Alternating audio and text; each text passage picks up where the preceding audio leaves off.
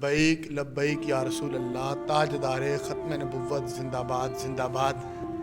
आज बाबा जी का वो जुमला बड़ा याद आ रहा है। बाबा जी ने कहा था, पुत्रो गल स्पीकर तिकर नहीं रह जानी। और वाकई ही इस तरह होया। हुण गल मसीत के स्पीकर तिकर नहीं रही, हुण गल लोगों के घर तिकर पहुँच गई। मार्कीटां भी खत्म करी जा रहे हैं, घर भी खत्म करी जा रहे हैं, गरीब की रेहड़ी भी खत्म करी जा रहे हैं, गरीब भी खत्म करी जा रहे हैं। मरीद के अंदर इन्होंने सीधियां गोलियां मारियां, आवाम नहीं निकली।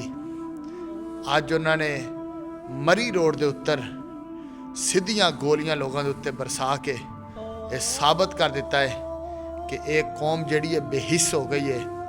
एक कौम अज भी अगर जुल्म के खिलाफ ना खड़ी हुई तो कल नूं इन्हां दा नामो निशान मिट जाएगा।